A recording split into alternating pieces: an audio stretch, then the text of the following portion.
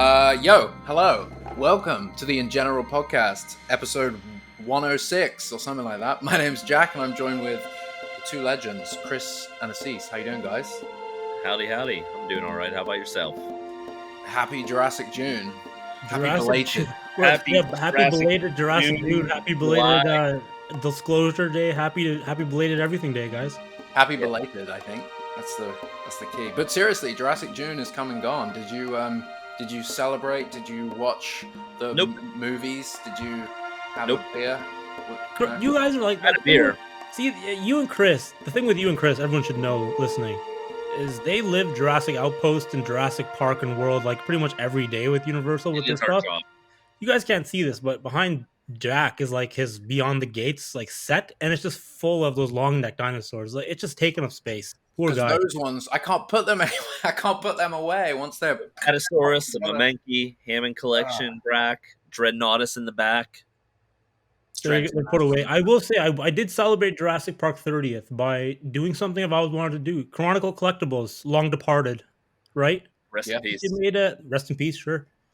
Depends on how you see it. No hate though. I bought one of their products just now. What did you buy? So there's the thing. I bought the what's it called? The Hammond cane. I really wanted it. I was like, I need to get something like 1-to-1. I was like, okay, I can't wait for Baby Blue. I can't wait to get it. It's not here yet. Memories. I remember flying out to Chronicles HQ back in I think 2015, 2016 with a real cane and somebody else. I don't know if they want their name out there, so I won't say whom. And we got their cane modeled and everything like that, and it was fun times, weird times. Helped design the box art. It was simpler times. Yeah, a lot of things. That was different life. Their box art was good though, pretty solid. I think I've still got it at home. I've got the Breakout Rex, but it's in storage now. I have the Compy as well. I wanted the Compy too. Compy was sick. I'm glad I want the Compy. I want a 1-1 Compy. I wish I had it here. That's the thing. It's back in my homeland. Running free. Yeah. The Chronicle story is pretty funny, and obviously we don't want to get too deep in the details, but it's a shame that some of their upcomings didn't ever make it. They had some cool stuff on the way. What I will say is the newcomer in terms of officially licensed materials, I should say, Dino Dream. I just picked up their double Velociraptor statue set. How much? And it is $149. Okay. Wow. Okay. That's not bad. What's is the scale? The only film accurate Velociraptor officially licensed Jurassic statue out there. All of them are I bought them from there's only one retailer. I think it's like Lana Times Shop or something like that. It's what I reached out to the manufacturer to ask where do I buy it, and they said here. It's fantastic. The paint, the statue quality is phenomenal. The accuracy is phenomenal. The paint is phenomenal, and the price is literally $149. You can't buy it. You can't get things like that for $149. They've got a JP3 Pteranodon coming out. That's the one. That's the one I remember seeing in my feed, and I sent it to you, and I was like, "What the hell is this, dude? Tell me what this is." That's coming out in a month or so, I think. I would pick it up. I can't. Having the Velociraptors in hand, I should have had them up here so I could show you on camera. But they're phenomenal. And they've got the Compies on the log coming out. They've got the Buck T-Rex sleeping inside of the cage from the Lost World coming out. Oh wow! Then they've got the Junior T-Rex, I would want that actually. Junior T-Rex, Junior Stegosaurus, and a lot more. They're doing a really good job of actually sourcing the right stuff and making these things accurate. Like I said, all the Velociraptors out there, Prime One, Iron Studios, etc. They're kind of crap comparatively. They're blue, aren't they? They're kind of very blue. Yeah, and they don't have the rounding of the skull and the jaw and whatnot, as well as the detail a lot of times isn't there. The paint isn't there, and these things are. I really cannot get over how good they are. So, Dino Dream, first affordable statues I've seen on the market, but also phenomenal quality. Can't recommend. That was one of the issues with Chronicle was the price. Obviously, they were big, huge statues, and it was so you could expect it to be very expensive. But you couldn't buy a bunch of them at once, kind of thing. Whereas at least with the Dino Dreams, if you want to make that investment, You can get a set of decently sized statues that are phenomenal quality for the same. You can get like 5 or 6 for the same price as like one Chronicle. What are they made of? I think like resin, like the statue material. So they're a hard material. They're not okay. So it's not like some plastic or some. It's not one of those. Gotcha. Like have you done the drop test? No, oh God, no! It would break. It would break. Let's get in contact with them. Let's get a review unit sent over. Proper statues. Yeah, I mean, I'm filming the Velociraptors, and I plan on doing like a little, maybe not a review, but like a nice 360 turnaround sizzle type thing. You know what we don't have enough of? We need more one-to-one stuff. We have all like the the figurines and like the scaled stuff, but I want more. I want more one-to-one. Give me like a one-to-one. I don't know, like T-Rex. Give me a one-to-one T-Rex. Yeah. Weren't Chronicle doing like a 1/5 scale T-Rex though? Yeah, I think that came out, the 1/5 scale T-Rex. It was like 10 feet long or something like that. Jesus, imagine $10,000 probably as well. Yeah, something like that. Yeah, but you know what killed me is it was just painted incorrectly. So it was like this it was an excellent casting of the real 1/5 maquette from Stan Winston Studios. That was awesome, but they used the absolute wrong painting reference. So it's just one of those things where it looks good, but it could have been better. Especially for that price. I always wanted Chronicles. What was it? Not the Stegosaurus. I did want the Stegosaurus. That looked sick. But the Pachycephalosaurus. Pachycephalosaurus. That looked really cool. I'm not sure if that one made it out or not. I don't think it did. And I'm hoping, for what it's worth, Dino Dream might, because they've been tackling a lot more of like, you always get like the Rotunda T-Rex versus Velociraptors, and from all these different statues, you get the same stuff over and over again. And then Dino Dream comes out with the buck inside of the capture cage from the Lost World. Random. These Velociraptors. Random's good in a good way. Random JP3 Pteranodon, the compies on the log. JP3. I love JP3. The compies on the log look phenomenal, by the way. I'm not sure if you've seen them, but they are not to be missed.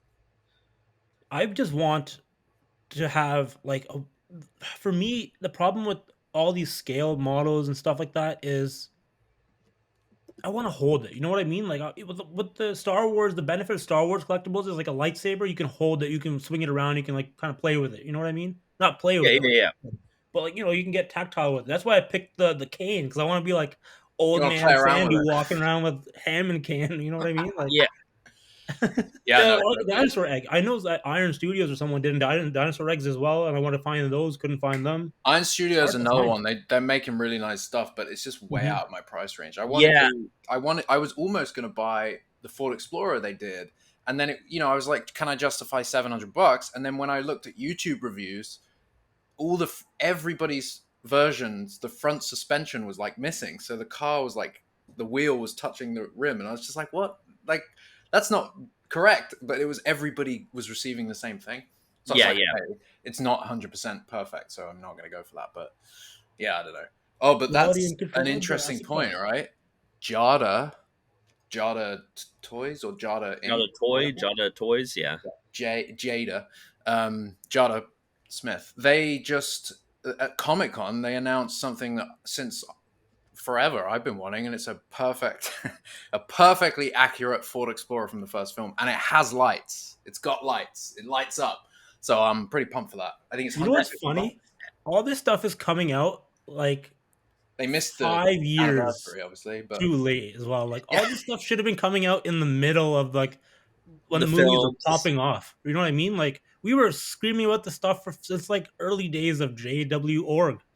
Yes, where is it? It's here now, about 10 years too late, but whatever. It seems like with JP 30th having a lot of success with its limited initiatives of items, both with JP 93 and Mattel and whatnot, as well as the Captives collection for the Toy Monster Captives. I think a lot of other companies saw, there's a lot of power in the Jurassic Park brand. Yeah. And I think it took other people doing it and being like, there really is a lot of popularity and like demand for these products, and I think that's what it took, and now it's finally happening.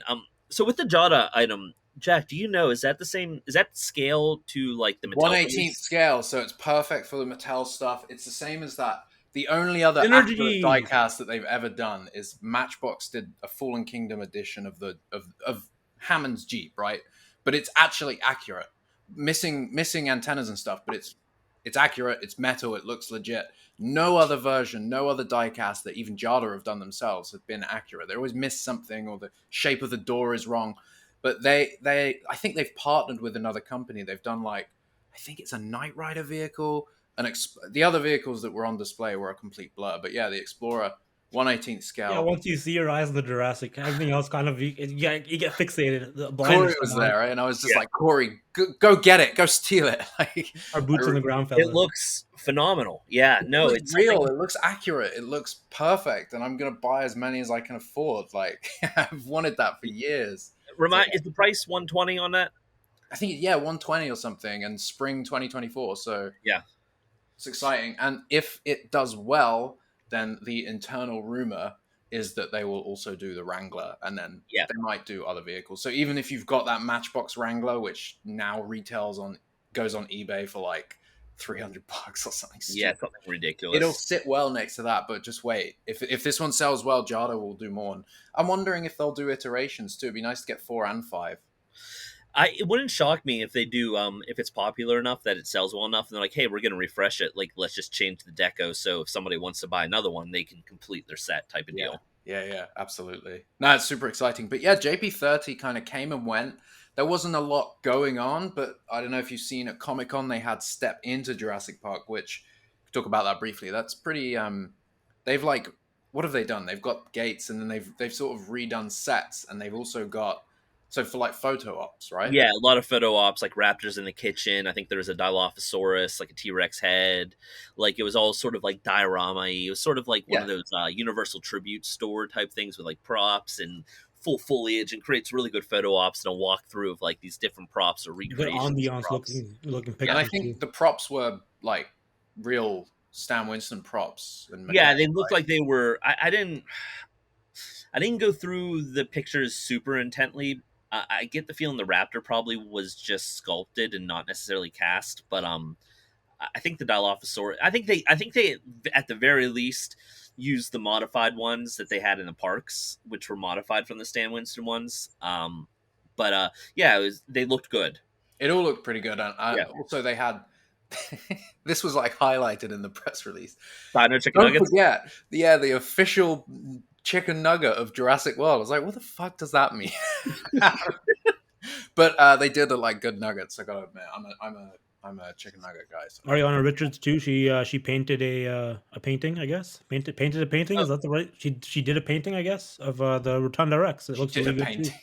She oh yeah, very nice.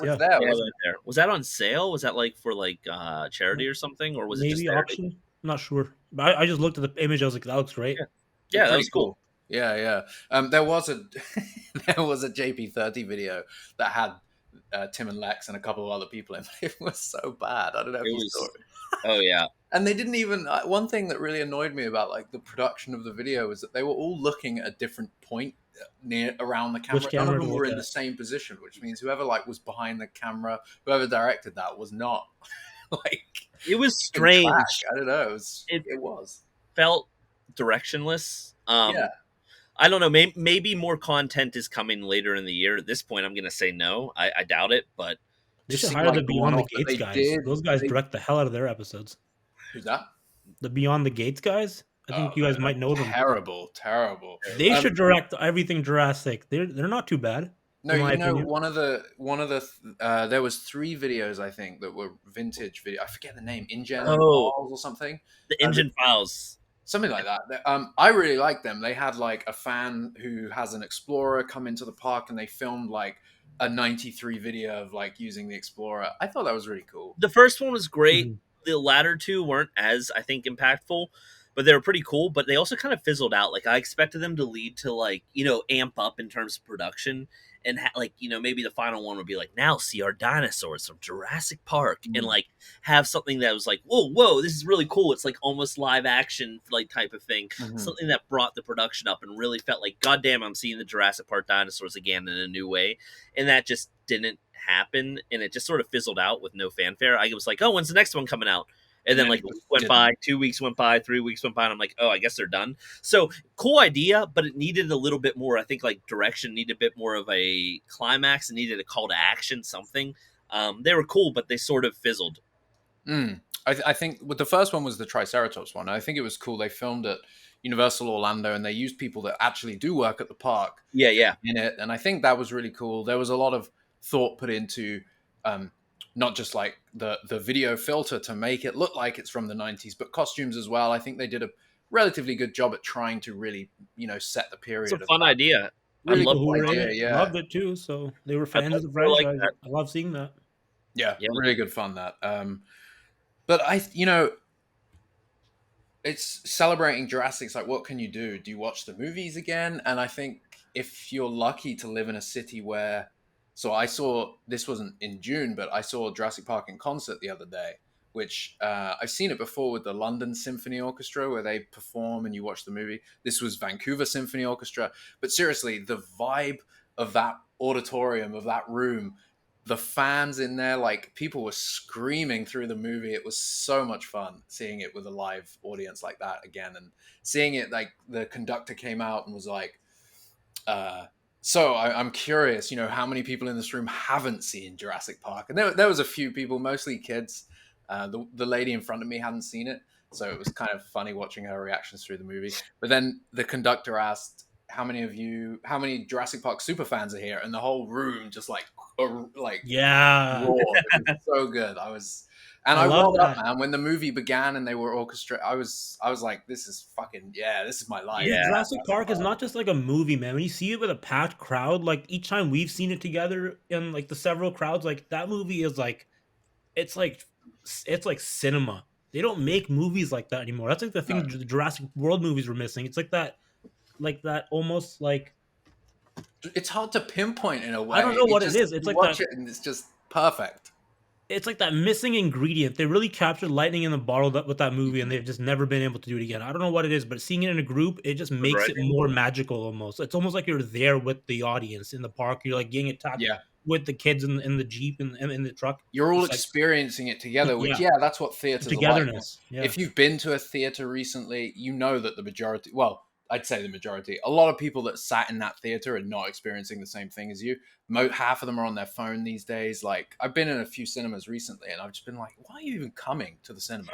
What is the point? It's threatening to go there now. It's not really the same as frustrates me. Like, it really gets me. But the audience were just like, Nedry came on screen, and the whole room just like screamed like in excitement for Nedry, and I was like, what the fuck? That was a lot, man. Really good. Yeah, I can't, if you have the chance to see it with the orchestra, I would do it, because it's a real unique experience. And they were so good that half the time I forgot that they were there playing. It's so sucked into the movie, and the music was exactly as I've heard it. No key off, perfect.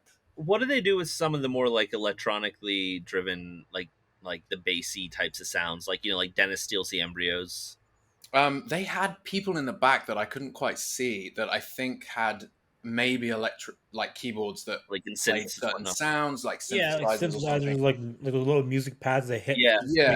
Didn't miss a beat though. Amples. Didn't miss anything. And I think one of the most exciting things was I went to the restroom in the halftime show. That was the lost raptor in there.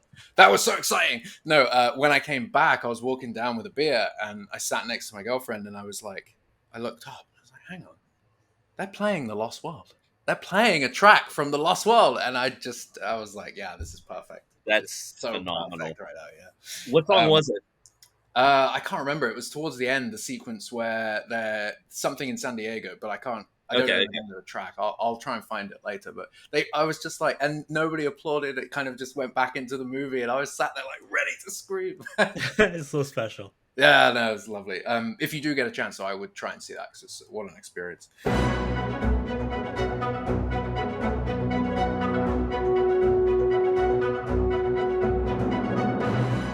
I think it's time to talk about the elephant in Mattel's headquarters.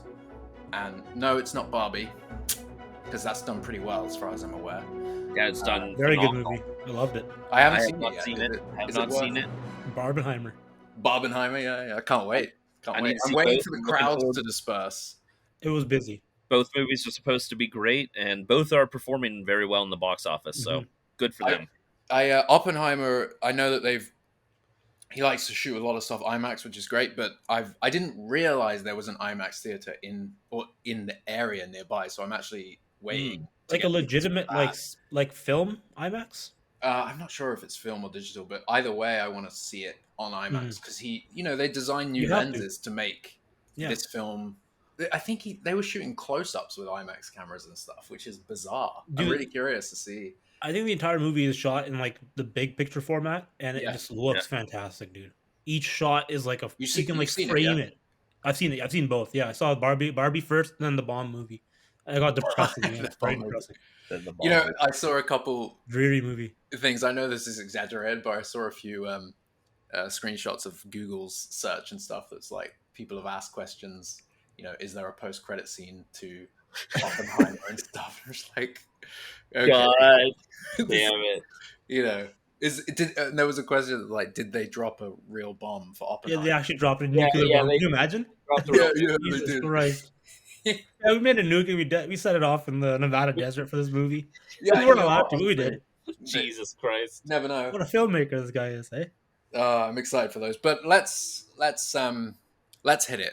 So the crowdfund didn't reach, do you call it capacity? It didn't reach full funding. It's goal. Didn't reach the goal. Didn't reach the first Not even close. There was I sent a screenshot in one of the chats last night. It did freak out when it ended, and it said it's got like 3 million or something. Yeah, something $1 million backers or something. I was like, huh? 300% funded. I'm going to try to find that picture now. That, in fact, did not actually happen. Although the website did glitch out. Yeah, there we go. I got it here. 1 million backers. 1 million.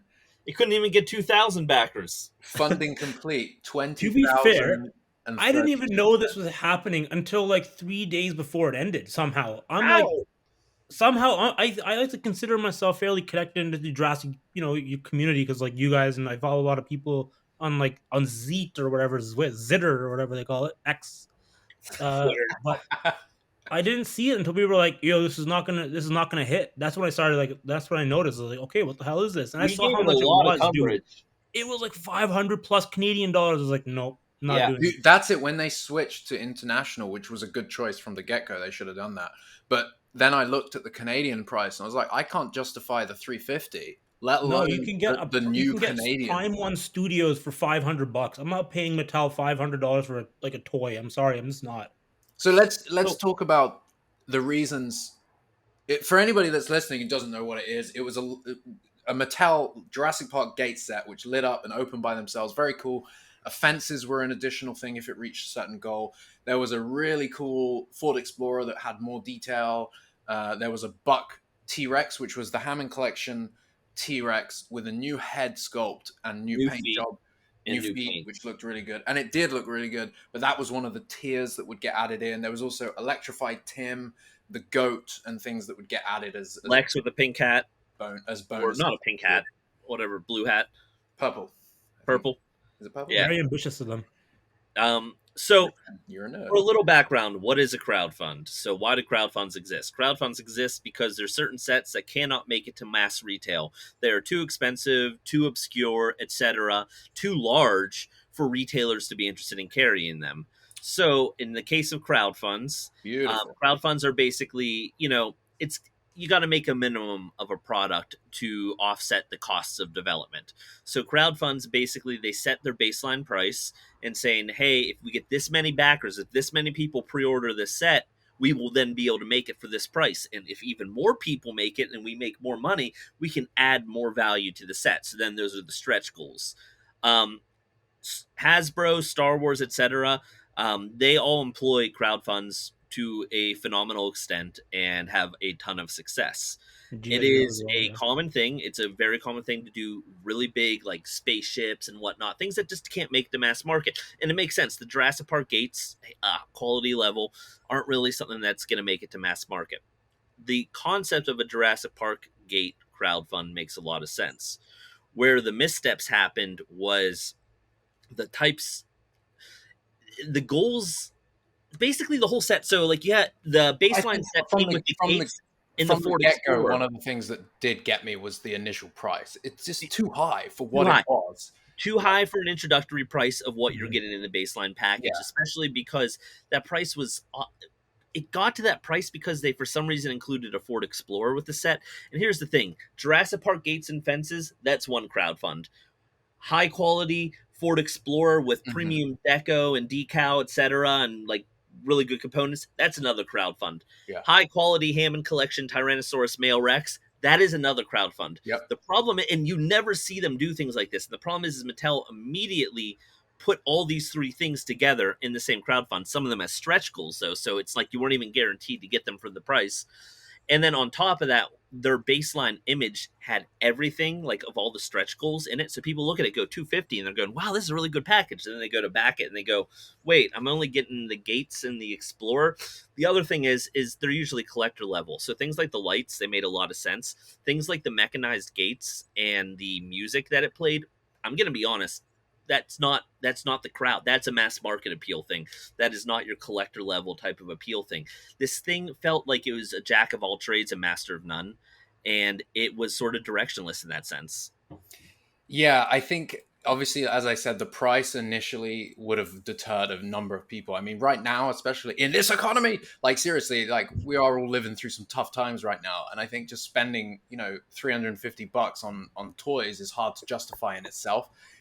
I'd said from the get-go, if it had been maybe the male T-Rex for $50 or $100, it's so much more reasonable just for that. And maybe a stretch goal adds something else, but just the smaller, I think as you said, Chris, opening their first Jurassic crowdfund with so many items in one, it was not the way to go, especially considering... That's not how any crowdfund even works. It just completely ignored the format of crowdfunds.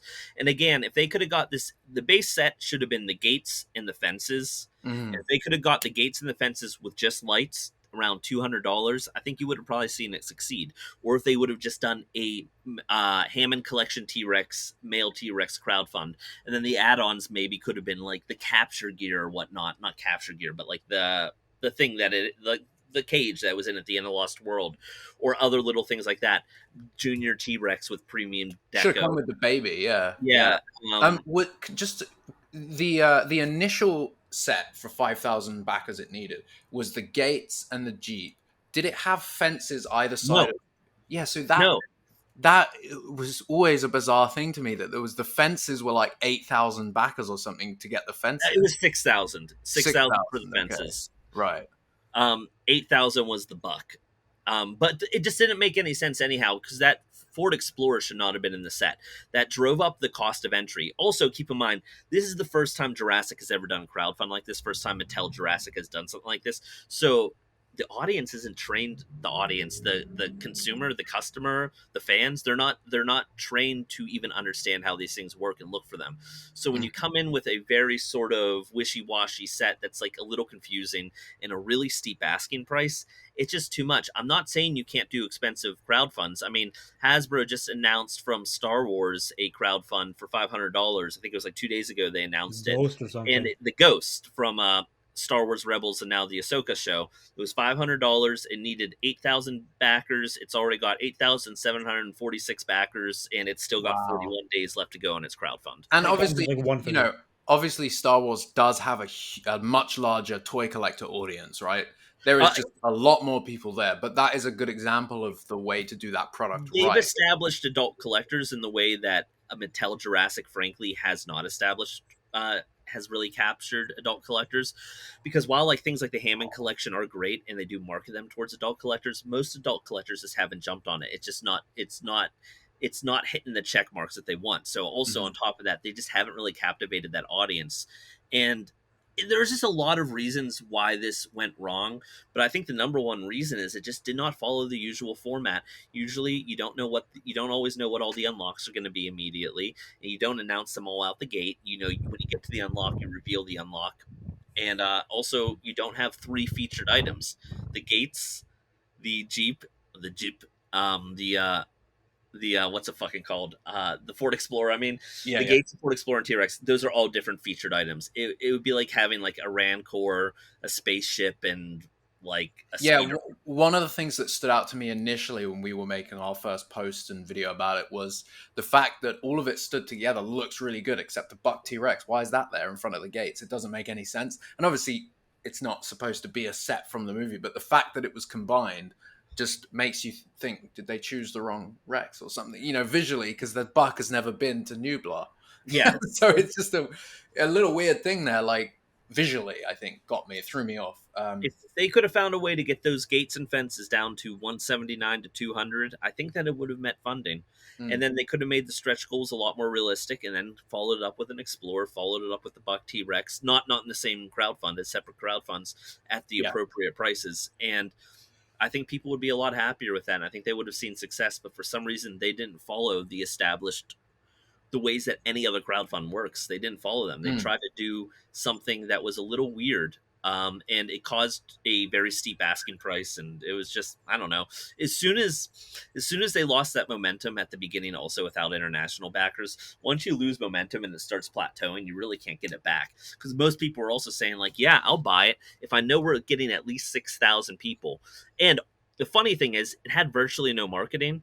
And a week ago, they added the fences to the base package, but they did not advertise that. So one thing that really, well, it didn't frustrate me, but I found it a bit bizarre, was that the social media team from Mattel, I mean, Mattel Creations' own Twitter has been dead for like a year. Yeah. And I think there is still a huge audience of Jurassic Park fans on Twitter, especially the toy community. So it seems strange that they weren't on there constantly pumping out posts. And the official Jurassic World account never supported it, which is a bit of a bummer, because I think that would have brought it to new eyes. I mean, even I didn't even see it until like last week. I consider myself fairly connected. We posted it on Twitter, Instagram, Facebook many times. We had many excerpts of videos and images and reminders. Friendly for it. Whoever at Twitter or X is holding Mattel down, we got to find this out. It's strange. It's a conspiracy. Elon Musk was against the crowdfund. He's against Jurassic. But I think the Explorer, as you said, it should have been maybe a separate crowdfund, because I could have seen that doing quite well as well. People like the Jeeps, people like the vehicles, they're very iconic, and even people that wouldn't ordinarily buy, say, a Jurassic Park vehicle may have been like, that's actually pretty cool, I think I want that. And if they had done its own crowdfund, then maybe the Jeep could have had some LED lights. It could have been as good, if not better, than the Jada one. I think the problem also is, for such a high asking price, I think the item just doesn't have enough appeal. For like myself, I don't see myself ever spending that much just for a set of gates and some add-ons. Like, the gates have to be a part of something else. You know what I mean? Like, the gates have to be like the gate, and the fencing has to be secondary to something else. Like, it can't be the main item for me. I think Chris made a good point that usually these things are more geared towards the hardcore collector, the actual fan, you know, the collector, the adult collector, I should say. And the gates definitely feel, I guess, they do feel more like a toy. They feel more childish. I'll just say it. Like, I consider myself an adult collector, and I wouldn't consider adding that to my collection. But it's more like for play. They had features for play which made no sense, like the sensor that automatically opened the gates and played music. It's just a novelty then. That is something show it off once or twice. Mass market, not for the collector. The lights make sense. The little spotlights having lights, the fences having lights on them, that all makes sense. But the music and the mechanized gates and the sensor, that was all needless cost, and that was not for this type of project. It doesn't really make any sense. Again, it should have been more streamlined, no music, no mechanized gates, no sensors, just the gates and the fences at a cheaper asking price, with better communication, better advertisement, and a better stretch goal system. And I think that we would have met it. Fully think that it would have met it. It's not that Jurassic Park fans don't spend money. It's like, we know we do spend money. We like 100% we do. Things go give us the right product and we'll spend all our money. That's the thing. Exactly. And needlessly, sometimes too much. I do feel bad for Mattel. I feel bad that their first initial Jurassic campaign didn't get funded. That's tough. That's a real tough look. But I'm curious where we go from here. You know, what is the next step? Impacts. What do we think they're going to do? Do we think they'll reconsider the crowdfund and think maybe, okay, let's listen to some of this. Maybe they will put the Buck up as its completely own crowdfund. What do we think is going to happen? I think that these items won't resurface for a very long time, if they ever do. I think they might do another crowdfund. I hope that they took the appropriate learnings from this crowdfund and structured it appropriately. But I don't think we're going to see the Gates or the Buck come back anytime soon. I think that whatever they had in the cards next, they'll try again. I just really hope they take the right learnings from the asking point and the stretch goals, and also opening it up for international fans immediately, because that just made no sense not having the international fans on it. And to your point about Jurassic fans spending money, yeah, Jurassic fans spend money just on eBay. The unreleased canceled Chaos Effect Ultimasaurus toy, one of the canceled ones, fully painted prototypes, hit eBay, and it sold for $16,900. Whoa, big spenders! Yeah. Jurassic has serious collectors, and there are a lot of serious collectors that don't collect Jurassic yet, simply because they're waiting for a more adult-oriented line. And I don't fully think Mattel has managed to captivate that. A lot of their Hammond collection is a great collection. I really do like the Hammond collection toys, but the reality is they're not that accurate. They're toys at the end of the day. The paint jobs aren't necessarily different than the core line. It's just more paint, but at the same time, they need a little bit more direction with the Hammond collection to really hit those. They need to focus on accuracy and paint quality a lot more, in my opinion, to captivate that audience in. I'm not saying they're not good. I think they are good, but they also aren't quite what people expect from adult collector series like the Black Series, Vintage Collection, NECA, etc. Yeah, so I think that's, we interact with the Hammond collection and the Legacy collection quite often through the Beyond the Gates work. And one thing that we consistently see, and this is a weird point, but the Hammond collection figures can stand right next to a Legacy collection figure. And a lot of the time you can't tell them apart except for the extra articulation and maybe slightly better paint. There isn't that huge step up that you would normally see, if you see the black is it the Black Series? Black Series. When I see them, if I do see them on shelves, I think that's actually pretty sick. And those are also, there's a lot of attention put into accuracy in the sculpts, and the Hammond collection just isn't doing that. They're making a lot of choices where they're just not accurately sculpted. I think the Velociraptors might be the most egregious when it comes to that, where they're definitely the weakest. Velociraptors are some of the most popular. Well, the Jurassic Park Velociraptors are some of the most popular cinema history creatures. It's iconic. As well as they're some of the most popular dinosaurs in the film. And their Velociraptor sculpt isn't very good. It's not even the Jurassic Park Velociraptor. It's just blue. And it's kind of a mediocre sculpt of blue at that. And it just, And this was the Hammond collection one. Yeah, and they are addressing a lot of things with the Hammond collection. The feet are getting smaller, the teeth are getting sharper, etc. They are taking note. I think the issue is that people have been saying that for years now. It's not like some new issue, like, the feet have always been way too big. Jurassic World.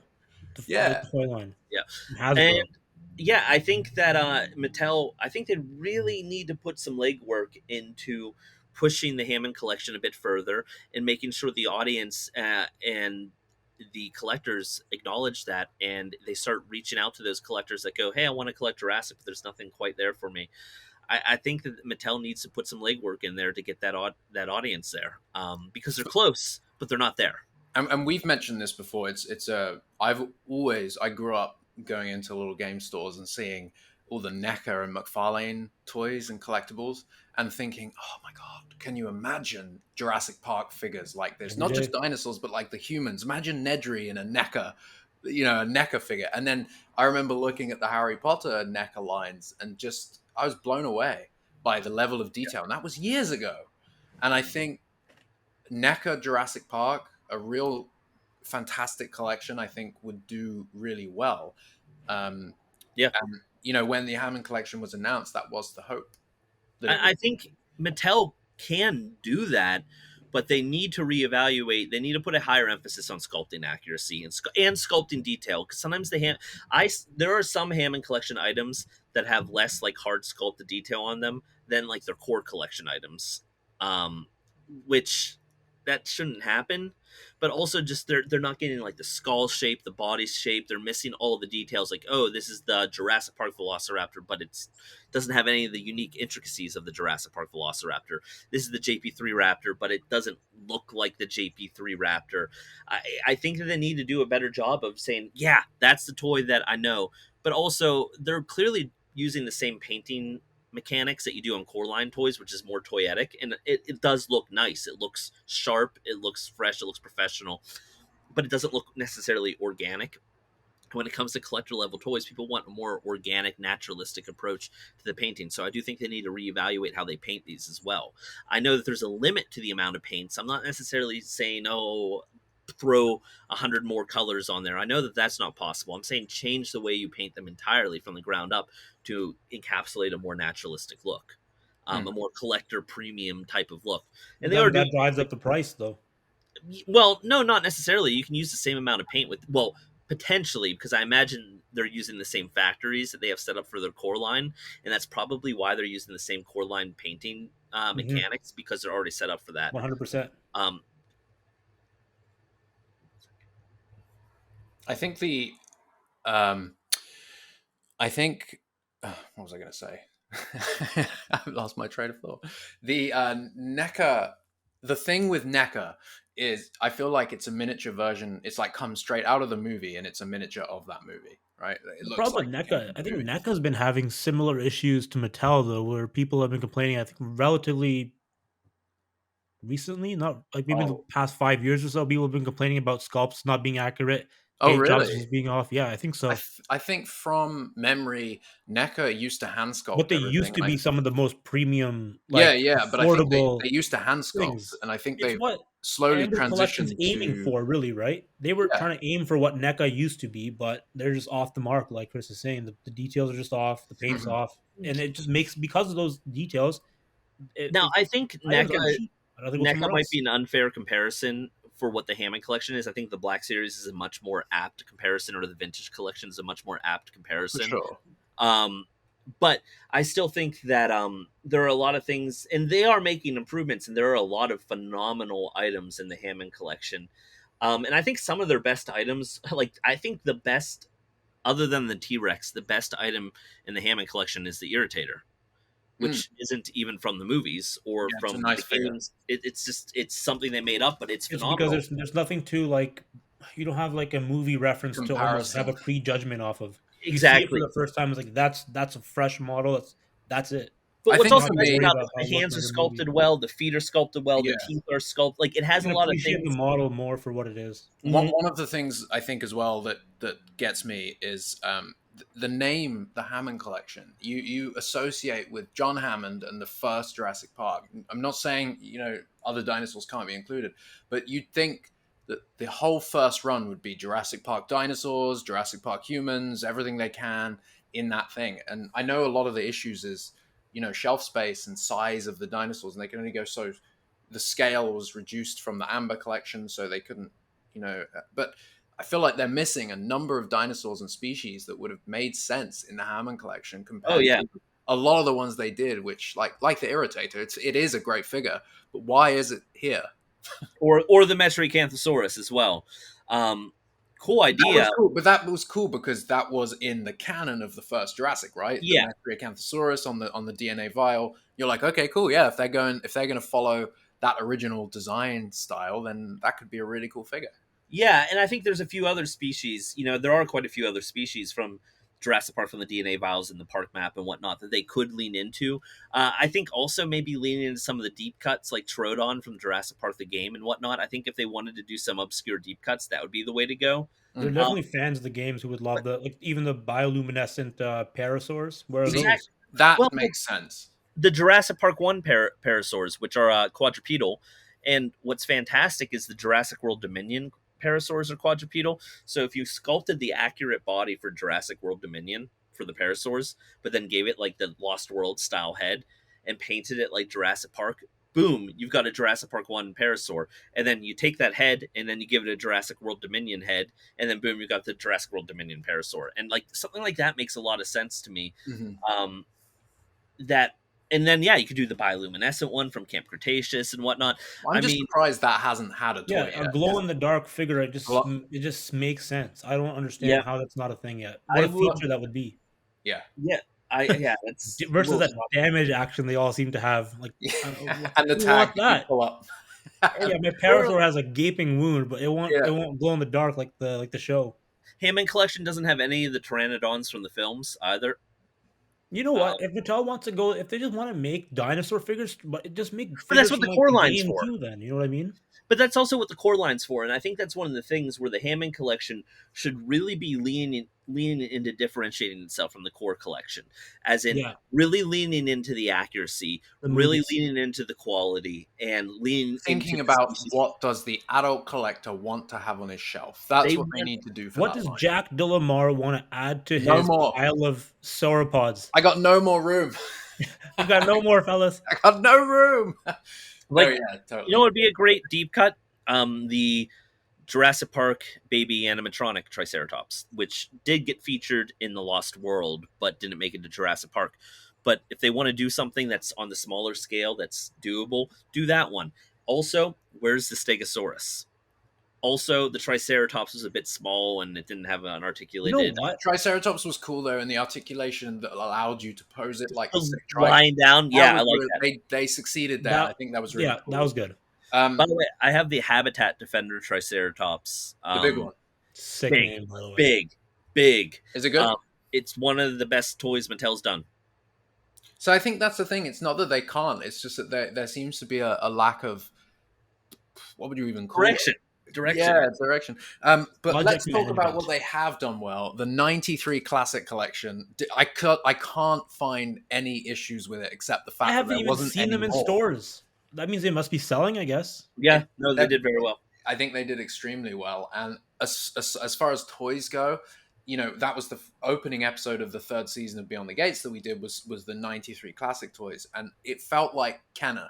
It really felt like Kenner again. And I think that's what they were achieving with that was the playability, the like expanded world. It's Jurassic Park, but not quite. It's like, you know, it's Ian Malcolm in a different pose. He's got a jetpack, and it's just fun. It's just had direction. It had direction, and I think the thing with like the core line is like the core line. You know, all the details are like authentically movie sculpted or something like that. But then you look at them, and you're like, the head's twice as big as it should be. The tail is twice as small as it should be, and it doesn't really look like the movie. Whereas and they're starting to get a little better with that from what I've seen from next year's lineup, which they showed off some at Comic-Con. The proportions are looking a little bit better, which is something that I'm very happy to see. But like at the same time, they're already doing that with the core lines. I don't know. What I'm saying is the JP93 collection knew what it wanted to be, and it really pulled it off. It succeeded. It succeeded. It found a style, and it leaned into it, and it carved out a really, really cool portion of something that I think Mattel's quite good at, is that sort of more toyetic style. Yeah, toyetic is the word. I think like they're playable. As a child, like that would have been such an exciting toy because that's kind of what a lot of like Kenner Series 2 did, and you know, like playing this imagine if scenario. What if with Jurassic Park? What if they fought back with bazookas and massive guns? You know, it's just like kids want to play with that. They want a Jeep that pops the hood off when it rams into a dinosaur, and I think they achieved that with 93 Classic and all the nods to the Kenner stuff. The Jeep, so good, dude. So good. Is the unreleased Night Hunter or whatever it was called Jeep. It's like the unreleased Jungle Colors, Series 2 Jungle Colors.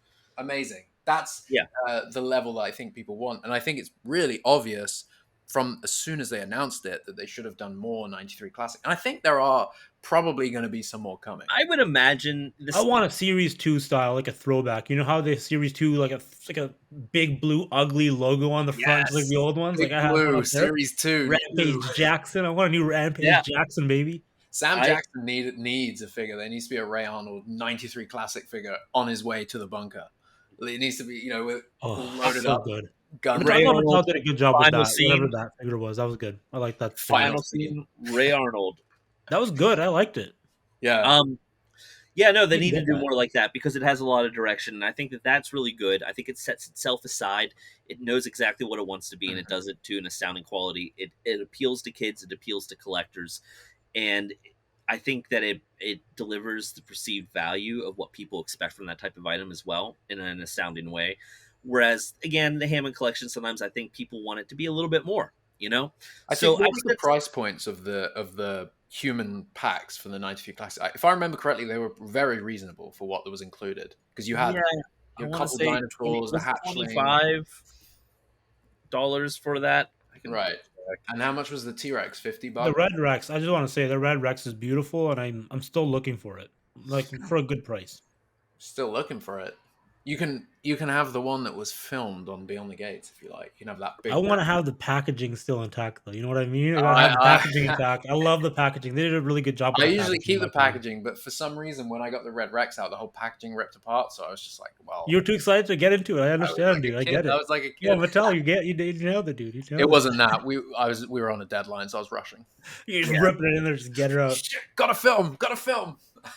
Let me see. Target says the Malcolm pack is $23.99. Yeah. Yeah, it's really reasonable considering how much is in the set as well. There's all these different ways to pose it. There's all these guns and bazookas. It's kind of a specialty set, in my opinion, too. Kind of limited edition. So it kind of, I could see a little bit of extra premium price on that too. I could be okay with that. And it comes with a lot. It does come with a lot inside of that set.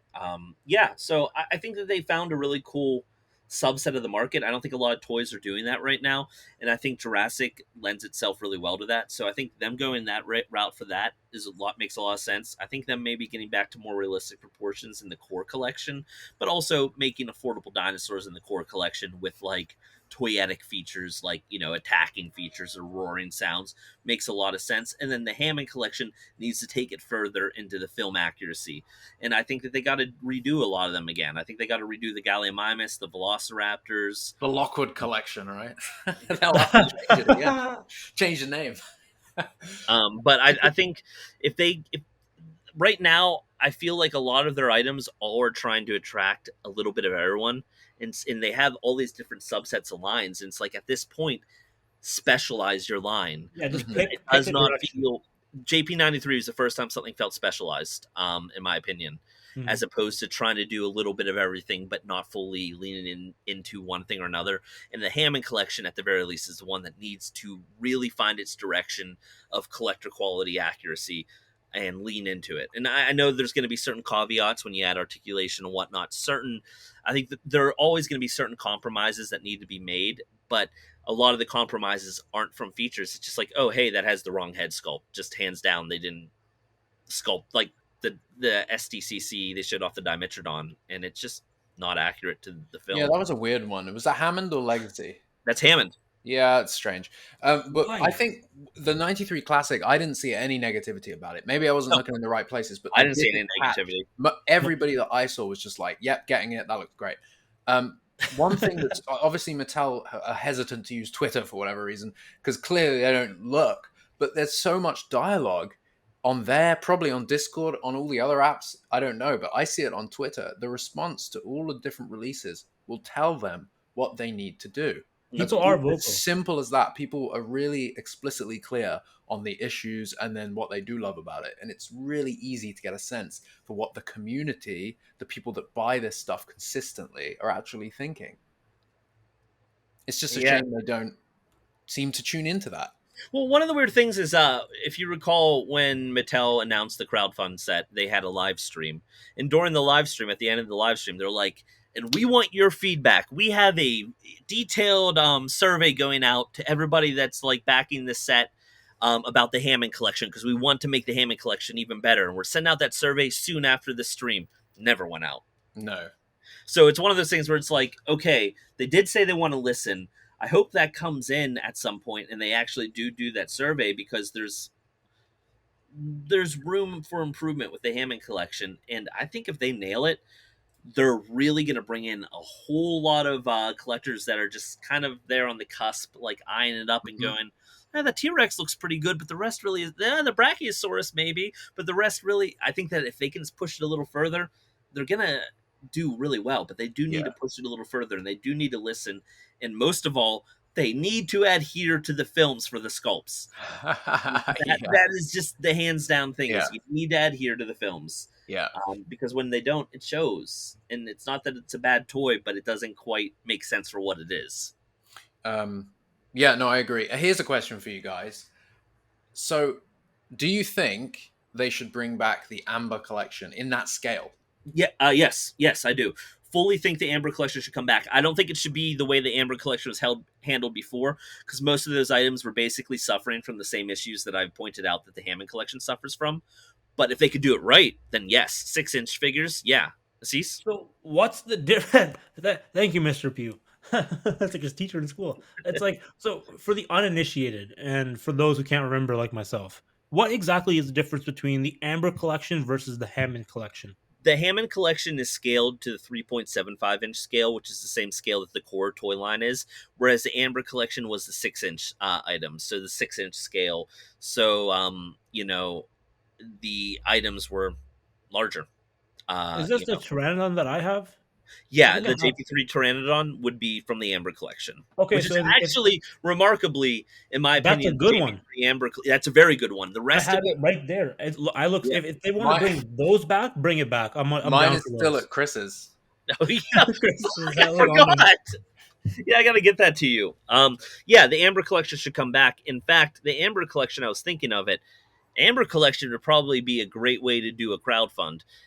Amber collection, Jurassic Park Velociraptor, sculpted accurately to Jurassic Park with a really premium deco, a nice little stand for it. It wouldn't be expensive. So. Good articulation. Yeah, exactly. I think something like that would be a great way to then start bringing the crowd funds into a spot where they make sense for collectors. Yeah, I think an Amber collection. Is it more the scale that you think it should come back for? Or yeah, because a lot of collectors want something that they can put on their desk or whatnot. And the Hammond collection Velociraptors are pretty small. So even if they were sculpted accurately, they don't necessarily have that, that eye-grabbing intention, that thing that you place on your desk. And it doesn't have that weight factor like that I want from like my when I look for expensive collectibles. I want to have that premium, like I want it to have that heavy base. I want it to weigh like 100 pounds, and like if I dropped it, I'm dropping like $20,000 worth of like porcelain on the ground. Amber collection needs to come back, but it cannot be what it was before. It needs to come back proper, more premium. More premium and accurate. Again, basically everything that we're applying to the Hammond collection items of the criticism and whatnot, it would need to be applied to the Amber collection as well. But also because they're larger items, that those issues come into play a lot more. And the 6-inch collector community is a lot more serious than the 3.75-inch. So yeah, it should come back. It's crazy that there's no 6-inch larger scale collectors. The only reason why Amber collection went away is they ran out of most of the small dinosaurs and they tried to do large dinosaurs, and retailers said, hey, that looks good, but we're not going to carry a giant Triceratops that retails at $80. Like, cool. I got you. Yeah. Cool, but I don't think we want that on our shelf.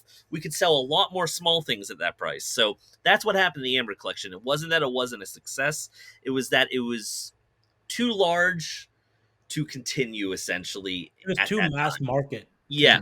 For what it was trying to do. And not honed in enough on like aiming to certain type of collection. Also, I think not mass product. You can't like mass produce to that level and not have like quality issues. You know what I mean? Like that's where like the shortcuts come in with the paint, and then the models also look the same because they save time and money. That's the thing. Some of them, like you said, the Pteranodon from JP3 looked amazing. That made me want to collect again, Yeah. But then, the Tiger Raptor was good, but it wasn't great. It was like it was just blue. It was the same blue. That's the with problem, the weird, right? It becomes the weird the same web as everything fingers, else. weird web fingers in the short digit, which is really strange. And then it was just Blue's model, and then it was also just painted like the normal toys, only with cheap. more.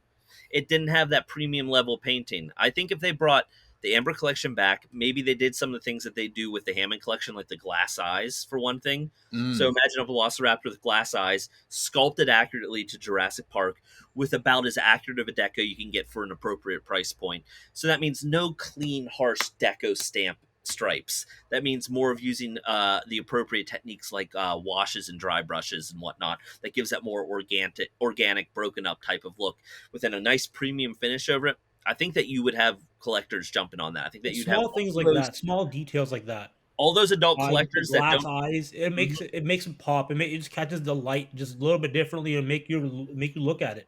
Yeah, that's the thing.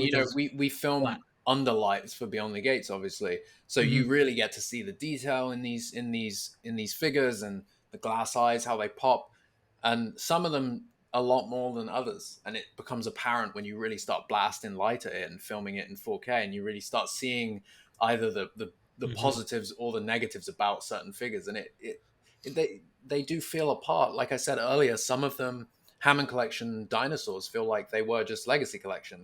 They stand They're next not to each that other and they different. look the same. They're not that different. They just have more articulation and maybe a little bit more paint, but the same type of paint. It's the same type of decos being applied. There's just more of it, and that's where I think that they could do. Speaking of Beyond the Gates, though, real quick, another set that I want to call out that I really like is the Jurassic Park workers and the Raptor cage. Oh set. yeah, that was fun. That's a good one. Great set. Yeah. And at the same time, the Lost World, the Jeep, the Mercedes Jeep, and comes with Malcolm, yeah, and some expired sets there, and a mediocre Buck Rex. The Buck Rexes have never been good as far as I'm concerned. Can't even remember the T-Rex it comes with, but I know that the Jeep was pretty cool. But those two sets, I think they're on the same episode. That was a nice one. Yeah, that was a good bunch of. Do more like that. I would like more like that. This is what we said though. The park workers, you should be able to buy park workers as many as you want on MattelCreations.com. $10, $15. Get me. I would love that. More for my scene. An army of them. You know how Hasbro has the HasLab thing where you can print your own face on like a Star Wars character or whatever. Imagine if you can print your own face on a collector level. Dude, Lego Star Wars, Lego Jurassic World, the game had that. You can create your own minifigure with like a bunch of faces, bunch of clothing options, special like abilities. It was like, dude, I made it myself, and I was like a paleontologist guy. I was like, this is sick as shit. I'd totally use this Hasbro to make myself as like a veterinarian or something. While we're calling out items that I think I like, I do want to say the Jurassic Park Hammond Collection Brachiosaurus. I like that a lot. Actually, you know, the head sculpt is phenomenal. Jack's pointing to it in the back. Yeah, it's a really nice item. And also the Legacy Collection Mamenchisaurus really surprised me. Here's the thing, right? As a Cease mentioned, really because of the way the set's built, I have to keep the sauropods on the table. It's a bit frustrating, but you know what? It actually looks pretty cool, though. The Mamenchi is my favorite of all the sauropods. I think just because the scale of the head and the face, everything about it feels like, it actually is in line with all the smaller ones. The Brachio is fantastic. The rubber neck is really great. It photographs well. But I don't know, it just looks like it's bloated in a way. I don't know how to really describe it. The Mamenchisaurus, the one detractor of the Mamenchisaurus is the ultra large legs. They should have been. It makes no sense when you see the scene. The Apatosaur even you really like only see it through the legs, and it's got such thin legs compared. Yeah, that's the one thing. That's the one thing that detracts from the scale of it. But it's a big item. The neck is super long. The tail is super long. The head is in proportion. I like it. When we knew we were getting as well is really, really well thought out on the Mamenchi. We were skeptical about the Mamenchi before we had it in hand. It wasn't until we both had it in hand and opened it and began filming it that we're like, oh, you can pose the neck. We like this. We like this one. It can become Brachio in its neck, so it's like super up, or you can do like it's like the Apatosaur, though, right? Set now, it's like long, like in the Lost World, where it's like almost fully stretched out. It's big. We were worried. The picture we saw first had it like where the neck was up like the Brachiosaurus and the head was facing forward. We were worried that if you put the neck down, the head's just going to be pecking the ground. But you couldn't see the head articulation, the ball joint at the back of the skull.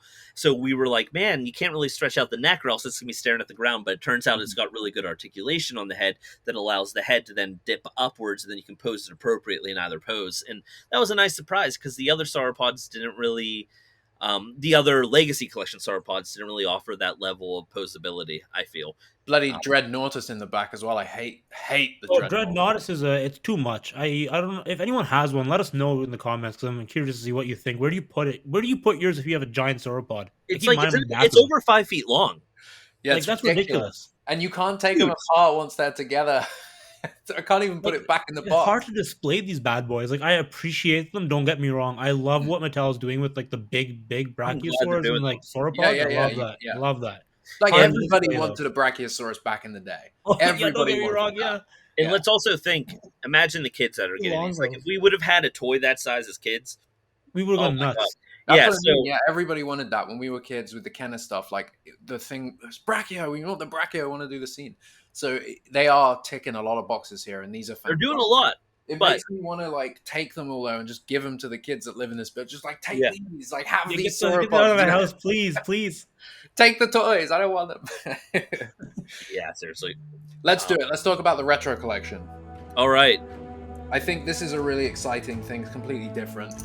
I can't even remember the name of the studio, but Limited Run Games. Limited Run Games have now they do a lot of good a trailer stuff. featuring some gameplay, a complete remake of some of the original Jurassic Park video games, some of the very first ones, which I have to admit I've not played. Yes. Yeah, I never played the collection is from like the Nintendo, and I never played the Nintendo games. I only played the Sega Genesis games, and onward. So I haven't played these, but it's really good. In fact, here, let me tell you what it includes. It includes Jurassic Park from the Nintendo Entertainment System, the Game Boy, and the Super Nintendo Entertainment System. And then Jurassic Park Part 2, The Chaos Continues from the Game Boy and Super most excited for that. Can't wait for that. So on top of remastering them, like, I mean, they're still the same pixel art, but they brought it all into HD to display on HD screens and whatnot. They've also added save systems. So like the old games, if you remember, they didn't have save systems, so they're really difficult. You couldn't save your progress and you stopped playing. Well, really? Start over. Yeah. Quality of life. Wow. These have some good quality of life changes in that regard. You know, proper. And there's a trailer online too. Proper remastering. Looks like a great collection. I've got the press release in front of me. It says the classic collection. The press release, I'm a little confused by it because it says, but that's not all. The classic games collection will also include the following classic Sega titles in the collection. Then it doesn't have anything underneath it. And also the press release talks about, however, apparently they're going to upgrade these. They're going to have like game carts with amber colored shells in the premium collector's edition that featured light up carts, numbered slip covers, and a collectible set of posters. So there's a standard edition, just the physical copy of the game. The classic edition, which includes a physical copy of the game, a steel book in VHS style packaging. The prehistoric edition, which includes the regular game, a Mattel Velociraptor figure, Alan Grant's ID card, CD soundtrack, mini cartridge replicas and display frame, and classic toy style packaging.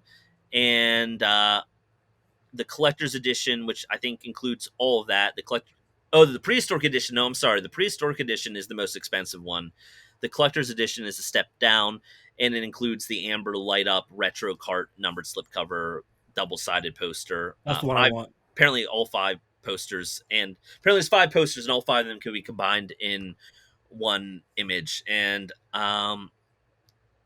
yeah, I mean, so I'm a little confused why it calls out the Sega games and then doesn't include the Sega games. I don't know if that. Reading this now, I'm like, is this supposed to be in the press release? I'm a little confused by that. Maybe that's a future title release. But I guess it might be part of the biggest Sega Actually, if you've read this online and you have a little bit more information than us, let us know. But I'm not seeing anything. I'm cross-referencing to their website. I'm not seeing anything about the Sega games. I'm also not seeing anything about the collector's editions. But no. Just I don't think they're available for pre-order yet. I was just checking the other day myself because I do want these really badly. Because Limited Run, if you guys don't know, they do a lot of good. Like they do a lot of for me. Why I'm familiar with them is they do a lot of Switch games and like limited edition, like physical copies Switch games are usually digital only and stuff like that. So it's like pretty decent in terms of like the packages they prepare. So if they're saying they're going to prepare like all this stuff for Jurassic. You got to get on board. You got to get on board while you still can. Exactly. I think the base game is $30 or something like that, which is great. And it's available digitally as well, I think, too. Obviously, if it's a success, then they're going to do more games because they don't just do pixel art games. They do PlayStation, like, original PlayStation. So Lost World PlayStation's probably on the cards. It opens the door for anything. Trespasser potentially. God. Who knows? Trespasser might be difficult. Who knows? It's a wild world, though. Hey? It's a wild world. Trespasser would need some remastering if you put it on consoles to allow. Need a lot of. I don't even think it's possible. You know what? That brings up a good point. Something I did want to talk about. It does. It does bring up a good point. Trespasser VR. I don't know if you've seen it, right? Trespasser has a niche, but there's a good audience there on Trescom.com. Trescom.com or Trescom.net, Trescom.org maybe, one of them. But there's a great audience there. And for years, this guy had a blog, Trespassing Petrolia, and he was remaking the whole of Trespasser, and it looked incredible. He was in not the Unity engine. What's the main engine that everyone... Crisis Engine. For a long time, he was in Crisis Engine. Anyway, he just suddenly changed his tune a few months back and dropped Trespasser VR. So he changed it to VR. But he released the first level, the beach when you come off the plane and everything with Anne, and he's remodeled a lot of it, remodeled the island, remodeled the game. I just think that's worth the shout out. It's such a unique. I'll give it a look. I got a fan project, but if you've got a VR headset, why are you not playing with it? Why I will when I go home. I need to see if that can run on the Mac and if I can use that Oculus headset.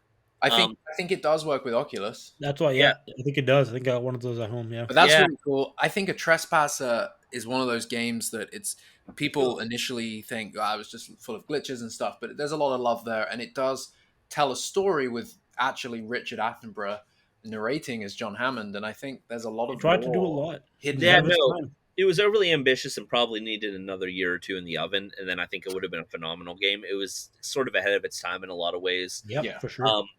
I would love to see Trespasser come back with a remaster, but again, it would probably need to be more of a remake than a remaster because there's certain elements. The controls, for one thing, at least need remaking. The whole physics engine was flawed. And getting there was no physics. The anti-physics. There was no friction. Back to limited run games real quick. So there's the PlayStation Lost World game. Then there'd be maybe Warpath, which was the dinosaur fighting game. Mm-hmm. Are there any? I guess all the Sega Genesis games I'd love to see. JP3 didn't have boys. JP3 didn't have. It had Danger Zone. There's weird sort of education. Yeah, I don't think they would do. No. Operation Genesis. Let's just stop beating around the bush. Let's just stop this nonsense. Come on, let's give us a remaster, proper limited run of Operation Genesis. Oh, that would do it. Yes. How about Chaos Island, the Lost World Chaos Island? That was fun. That was a point so niche, sort of. RTS what do you call or something. War. It was a war game. Or but that had good. That had them all in. I think Vince Vaughn, Jeff Goldblum did all the Jurassic Park 3, Park Builder, Scan Command. I don't know. Scan Command. That's crazy. The Lost World arcade game would be a pretty cool game. Arcade games. Actually, oh my god, the arcade games are a blast. The arcade games are a blast, and even the new one. Not new. A lot of 2015. That wild one with the wicked dinosaurs. Jurassic Park arcade. I played it recently, and I was like, this game is so fun. It's a lot of fun. It does the arcade thing right. Jurassic Park doesn't have as many video games as you'd expect that would make it to a classic collection, but it does have a plethora of them on the Sega Genesis. So you've got Jurassic Park Rampage Edition, The Lost World. Those three games themselves are phenomenal and would serve very well. Lost World PSX would be a Lost World PSX and Warpath. Pick that up from time to time and play it because it's such a fun game. Warpath, it's got a lot of love. It's got Giacchino being. He scored those games. He scored Warpath as well, I think. So I think that there's at least a decent amount of games. Oh, they could pick up where the Jurassic Park Survivor people left off. That game. Yeah, I'm curious how far that was along. That was they had playable builds. That was the last I heard of it. Playable builds existed, so you never know. They could pick it up, polish it off. Drop that one, the unreleased Jurassic Park 3 video. That would probably not be doable, and that's definitely not the type of thing they did. But at the same time, if for some reason in their sourcing of trying to find games to use, if Universal has a playable build of that then they can polish it off, I'd be all for it. Someone out there has a playable build, and I want that person. Did they interview some of the guys who worked on it? Yeah, we spoke. They have a copy on their USB somewhere. There's a few interviews on JurassicOutpost.com with, I think, 2 of the original game designers and developers. I'm not sure exactly where they landed with, where's the game now? Do you have a copy or something? But I know it was the way the sort of company folded and the way that the project ended was really messy, I think. It wasn't a clean... I recall Universal back at that time started kind of trying to change some of the demands of the game.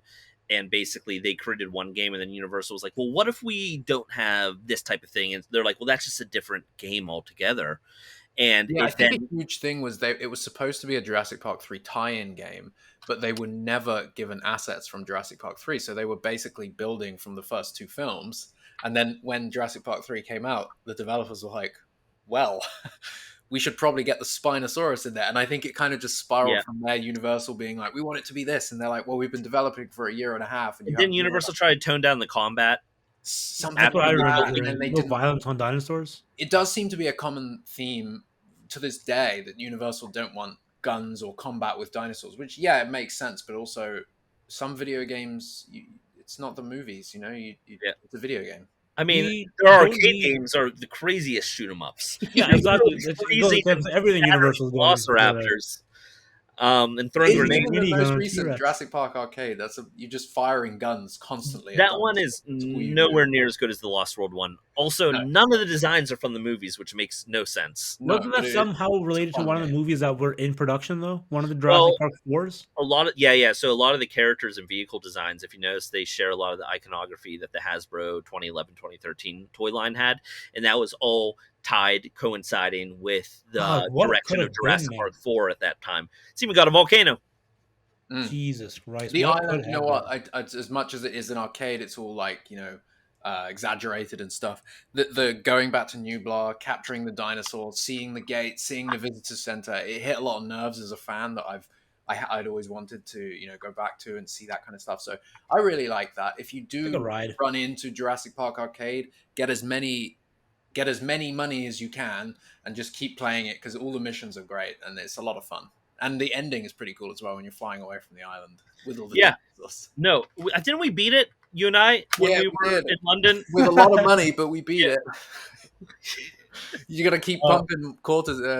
We pumped a lot of money, but it was fun. It is fun. It's just not the Lost Worlds game, that's for sure. I think there's that video, Chris, when we were there with Josh and Jen, and we were at Dave and Buster's, and I was filming you for the Instagram to be like, right, you're gonna go step into the arcade, and you like there was a guy in there and we didn't realize it, and we're like filming it and I'm like swooping in, you're there at the camera and this guy's like, huh? What?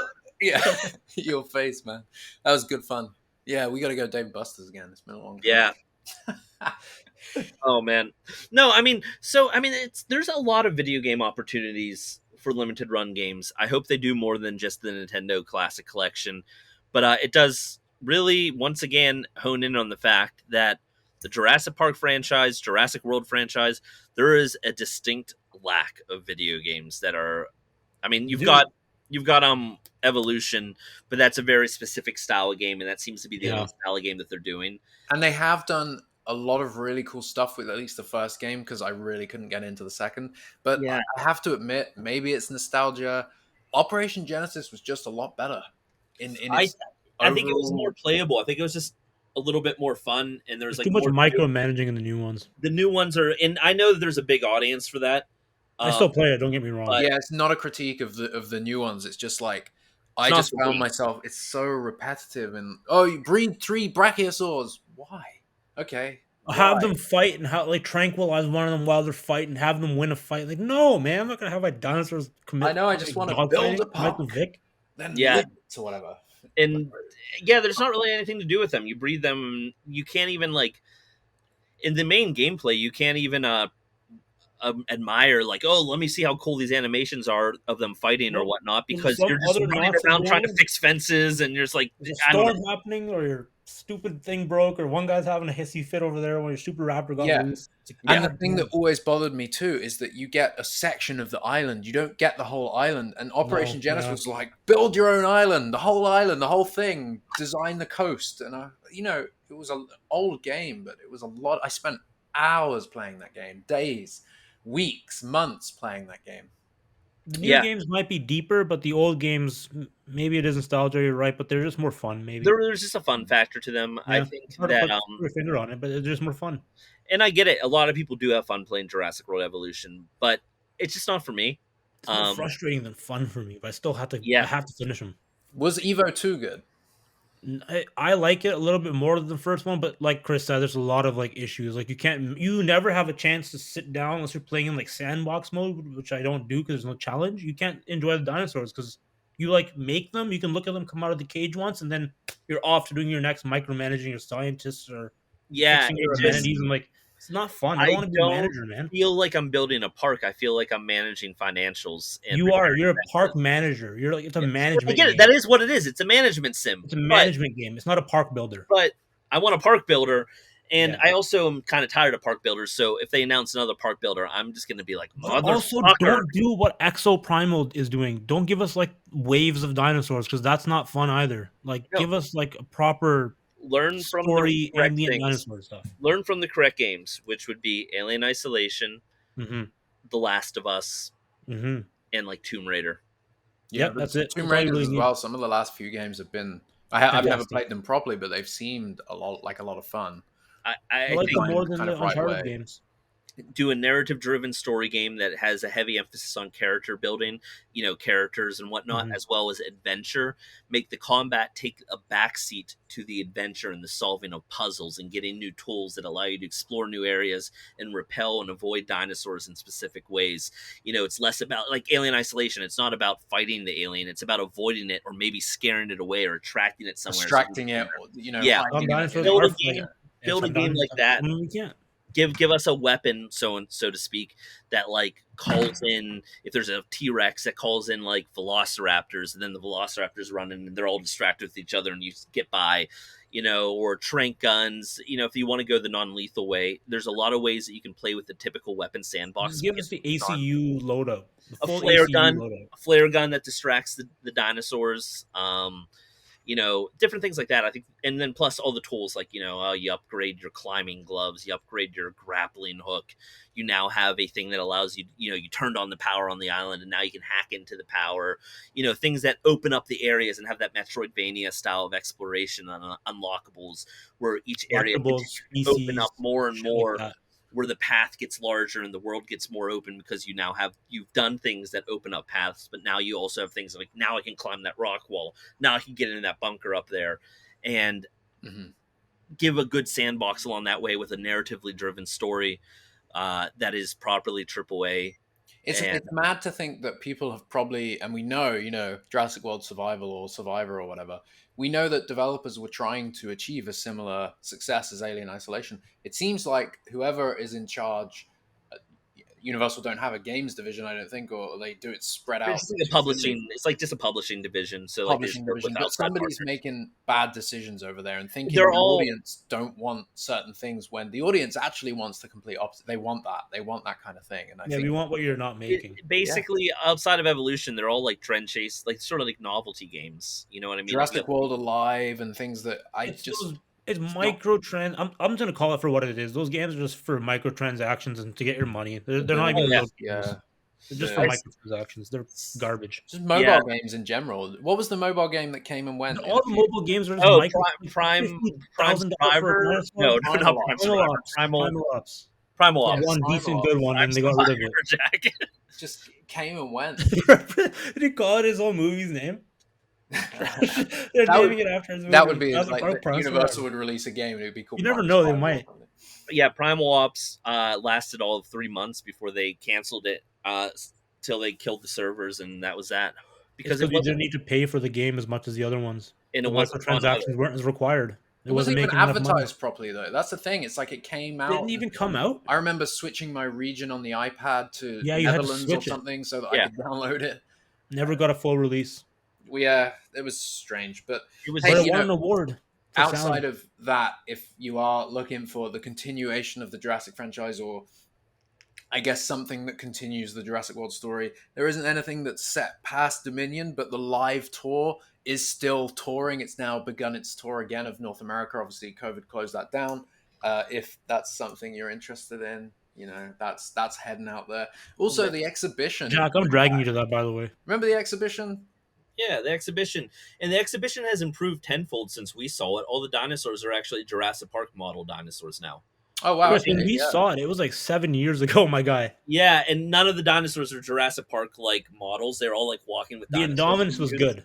The Indominus was good, but everything else wasn't from the films. No, the T-Rex was like some generic T-Rex in the show. Inside the T-Rex.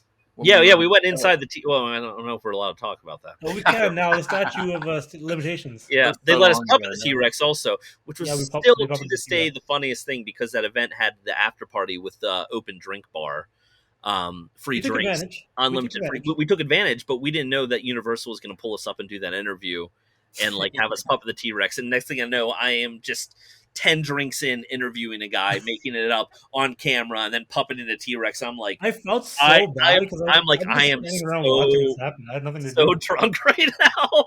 I was so worried about that. But I feel like it worked out pretty well. But I was like, I feel bad because we didn't know this was happening, and I would not have partaken in so many free drinks. It was still professional. It was handled well enough. I don't think anyone really knew, but I knew. Inebriated watching from the outside. In my head, like everything's like this. I'm like, just don't. Everything's like. That was a good event though, and we had Jack Horner there doing a Q&A, if I remember correctly, and we asked him. The first thing we asked him was like, Jurassic Park 4, tell us what really happened and all this, and he was pretty open book about that. I think that was good fun. There was a lot of fans there. We met a lot of people. Met a lot of great people. Which had a great time. And friends. All 5 of the Outpost people at the time. Shout out Kerr. Got together and we'd never met before, and that was a lot of fun. We all had a Airbnb together. Yeah, in some suburb of Philly, right? It was funny chaos. It was a lot of fun. Again. I'm prepping that 0.5 episode. Don't worry, I'm prepping. Yeah, I think that hones in on, like, when we started this episode, we talked about JP 30th, and I think the one thing that Jurassic Park celebrations feel like is it's create your own adventure, choose your own adventure, create your own make friends when you're there. Yeah, and this year I didn't get a chance to do any of that, but I do like those things. But what I would like is if there's something a little bit more curated in the future, next celebration or whatnot, like actually give us something. Yeah, I think the missing the sort of big event this year, the opportunity for it, we were all there for JP25, and it's just a real shame that what a fun event that was too. Universal really did a good job with that. All the fans and friends coming out. Having the panel as well with Colin, Laura Dern, and Jeff Goldblum come up there, and then getting, Dennis Muren. Dennis Muren was there. Dude, the park at night closed after, like, just for us. That was great too. Yeah. That was fantastic. What a great extra thing. It just, that was a great event. It is a real shame that they didn't. I will say, host something similar. They could have easily built off that. One thing I do love about Universal events, while they oftentimes aren't as large a scale as I would want and as frequent as I would want, they always have a free open bar, and I do love that. I just remember I'd never ridden Jurassic Park the ride, and I got to ride it for the first time with a bunch of fans at night. You can't. There's no better way, dude. There's no better way. In the retirement year, it was retiring that year. There's no better way. Yeah, that was such a great time. Everybody in Ryan lost his hat. Yeah, and do you remember the Airbnb for that? That was a funky ass Airbnb. Oh yeah, that was lots of good stories. The shower was like all the way around. Do you remember? Some crazy, crazy weird light up LED shower as well. Yeah, it was. Oh man. It like sprayed you from all angles. It was very LA. Yeah, it was very LA. That car was outside the entire time that we were there with a guy in it. Do you remember? What was that? There was a guy in a car outside. Posted outside of our place, and we're like, "What is going on?" Universal sent security for us, guys. It was either Universal or the guy who owned the Airbnb being like, "I gotta watch these guys all weekend." Like literally, who was our handler that weekend? We had a handler like watching us. Remember that? Yeah, he was like following us around, making sure we didn't do anything bad or something. No, it was more like making sure we had everything we wanted. They're like, "You guys need drinks, water? Like, what do you need? Do you want to see something? Do you want to go somewhere? Like, what's up?" And we're like, what? Yeah, she was delightful. That was a lot of fun. We're sort of like, why do we have? I feel. Yeah. I don't know. It was funny. No, that was good fun, and that was again. We got to meet so many different fans and people that we've talked to online but hadn't met, and it's a shame for the 30th anniversary there wasn't really that opportunity, but. I know, like, there's no like.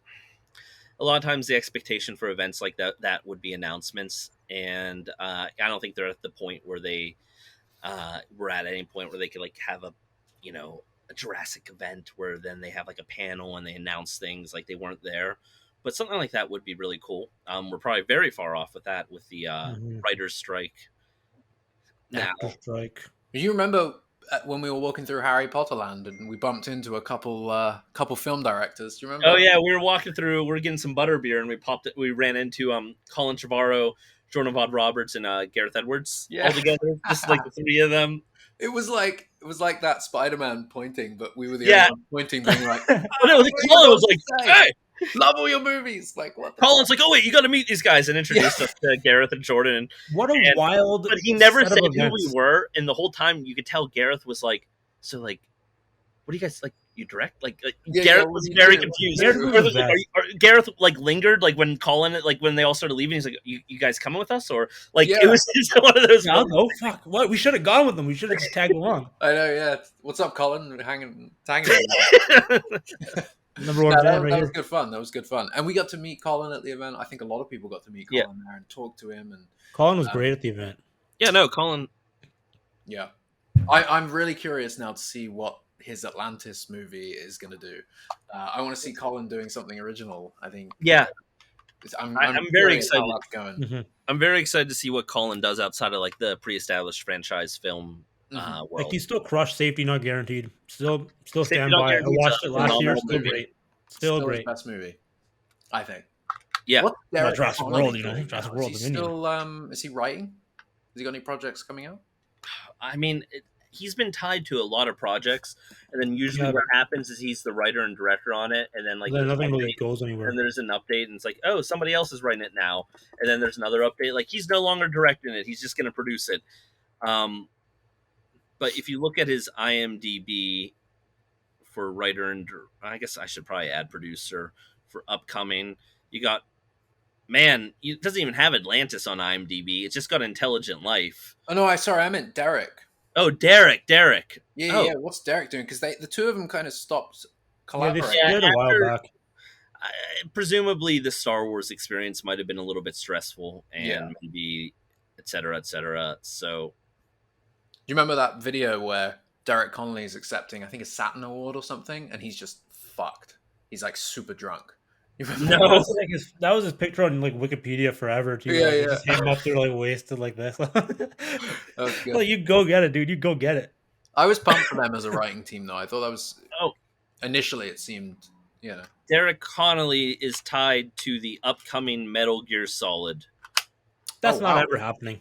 I don't think that will happen, but maybe So wait, for Colin, you said Atlantis isn't on IMDb, not that IMDb is. Correct. So probably a Google search might actually have more than like Intelligent Life sounded cool. I don't think he's you know what's funny, guys? That, right? In hindsight, how weird is it that we were so hyped about Derek and Colin writing when Derek had never even seen Jurassic Park prior to being attached? Like, what are you talking about, dude? Very quickly, though.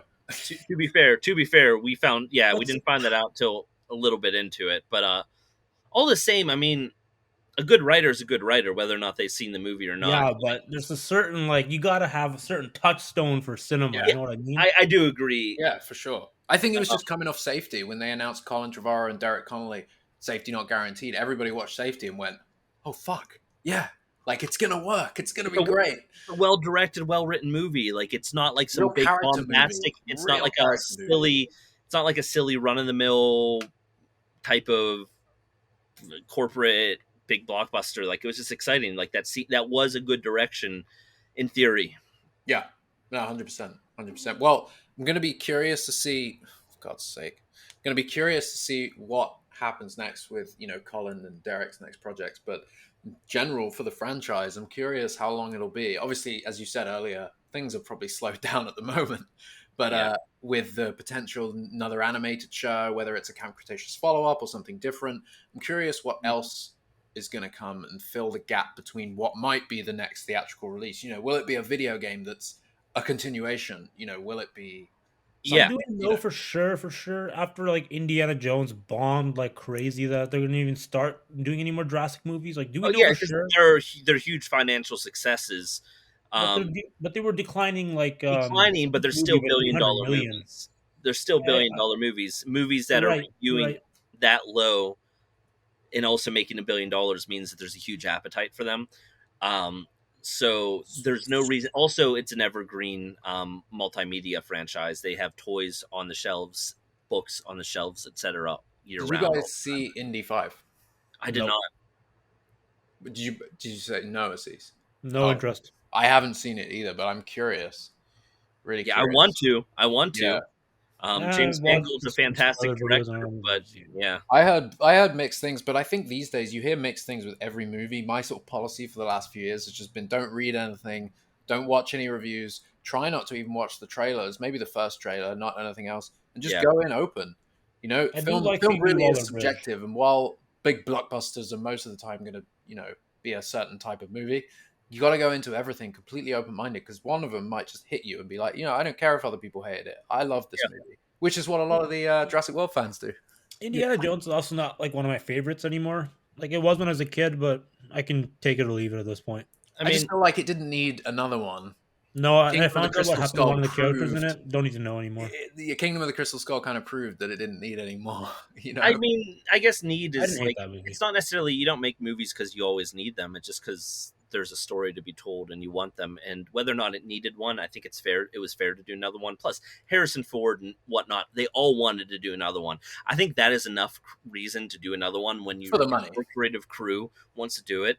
It's a shame that Spielberg didn't direct. Why did Spielberg not do anything then? Why did he not direct it? What's the reason? Probably saw the writing on the wall about what it was going to be, and like it's not like kind Spielberg directing these magnificent masterpieces these days. He's directing like senior citizen flicks. Jesus Christ! I'll say it. What was his last? What was Spielberg's latest? Fableman. See, I stand by what I said. It all Fableman's movies didn't do much at the box office, but it's a really lovely little movie, and it's a real insight into Spielberg's childhood, and why he loves film. And it's worth it for the cameo at the end. It's worth it for and also it has some really nice emotional hits, like when you see through like his eyes as a child, like the filmmaking magic, and like when you see those moments hit really well. Yeah, they do. And I think it's too old and like West Side Story. Like too. I need to see West Side Story. The world now. I heard West Side Story was really good. If you like Spielberg, his the way he shoots stuff. West Side Story apparently is a real good one for that. I do need to see that. Speaking of movies, I did see real quick. As we're wrapping, I did finally see 65. Oh, okay. Oh, no. What did you think of those dinosaurs? Well, I'm not taking the dinosaurs out of it. Yeah, it's a very mediocre movie. It felt very directionless. So boring. It felt just very like second act. Just where's the it just kind of came and went for me. It had a lot of potential. That's funny. It's one of the ones my mom called me. She's like, "Hey, have you seen this movie 65? It was on Netflix. So I watched it with your grandma." She's like, it started out really promising. I thought it was really cool at first, and then it just sort of was like, eh. And I was like, yeah, no, you just summed it up. Yeah. And she's like, weird looking dinosaurs, huh? And I'm like, oh yeah, let's not even get on that. But I can't even. It's one of those. I can't even really fully remember it now. That's how little it kind of made an impact. I remember thinking, this is fun, yeah, whatever. And then it just got a little boring, and then it was boring. It was fun. Strong premise. Very poor execution. For what it's worth, I hear that the studio, I mean, like, not me personally, it's all on the internet, that the studio really screwed with that one, and the movie that we saw in theaters is not the movie that they shot, and not the movie supposed to be a lot of other like herbivore species too, right? Yeah, there's not a single herbivore in it. No. And if you look at all the concept art for the movie, it's not even species that you see in the movie. The entire movie was apparently like not really running into carnivores until like the final act. It was a very different movie. I think there was like an ankylosaurus that they were going to kind of like, that was going to like follow them around for a little bit. So it was a very different movie that they shot versus what they created. That would have been more fun. Yeah, it's a real shame that happened. It doesn't bode well for non-Jurassic dinosaur movies, because other studios probably looked at it with that, and just thought, wow. Yeah, they're not going to look into the nitty-gritty. They're just going to say, oh, it looks like Jurassic's the only one that could do dinosaurs. It's like, well, no, that movie just wasn't good. That movie has nothing to do with the dinosaurs. That movie wasn't good. That said, the dinosaur designs were really bad. Apple TV thing. They felt a bit Turok-y, Turok?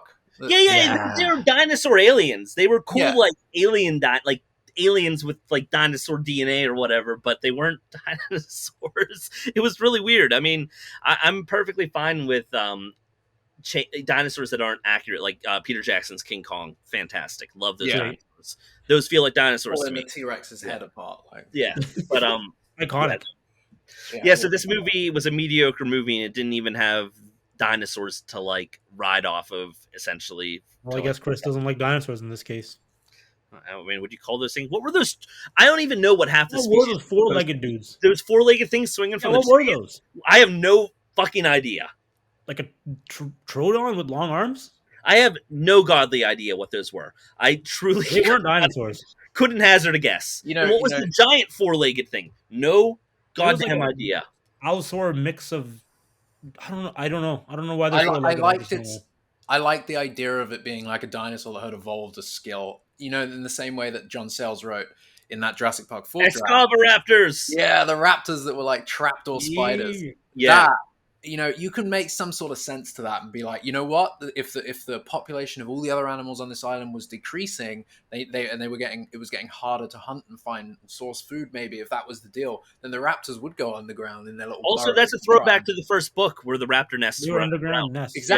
Exactly. It really did. As much as it was kind of monster movie and scary. Man, shout out John Sayles one more time. It could have raptors, man. Come on. It could have been done really well. I mean, like, the design doesn't need to look like a monster, and they could have made the physiology and the behavior feel very naturalistic and animalistic, and it just could have been a behavior pattern to a different type of raptor, and it would have worked. You watch the first 3 movies, and you see the raptors evolve, even in really subtle ways. You see them evolve and become way more coordinated in their attacks, and blah blah blah. Jurassic Park 4, John Sayles' version, took that another level and was like, they've evolved since you last saw them. I like that script. So the science is smart in that script. But then it does a lot of weird things. Like there was the Dilophosaurus that like swung from the tree branches with its tail. Yeah. that was so. I mean, at that point they had dinosaurs parachuting. Right, change that little part up, change it up, and you're good. Was it an Ankylosaurus with a parachute? Was that one of them? Yeah, they dropped an Ankylosaurus into like a drug runner's compound, and don't tell me that's not going to happen in the next Jurassic World movie. That's going to happen. You know that's going to happen. They're going to be airdropping T-Rexes and Velociraptors. I hope not. 100%. Audiences made it really clear they just wanted a dinosaurs in the wild type of movie where like people have to like deal with real dinosaurs. They're not latching onto those things. They really aren't. Really even achieve that as much as it should have, with the fact that you end up back in basically an island. Bison Valley is an island essentially. Like, come on, man, that's not. I don't even want to get into. I don't want to get into Fallen Kingdom and Dominion. Those movies. Let's end it there. I still like them. Tremendous disappointment. It's a good place to end the discussion. It's been really nice talking with you guys, and honestly, anybody that's listening to this podcast, thank you for tuning in. We're going to. I'm not even going to make any promises about when we're going to do the next podcast, but it's been a very busy year. So much going on for JP30, all these events that we had to attend, so we just didn't have time. But it's thank you for listening, and hopefully we'll have some fun things to talk about. I'm always optimistic, if not cautiously optimistic, about the future. I'm always looking forward to something future Jurassic. So I think personally, after the last 3 movies, I'm now super cautious about what's going to come next. I just hope it's handled. But I do want it to have a future. Right direction.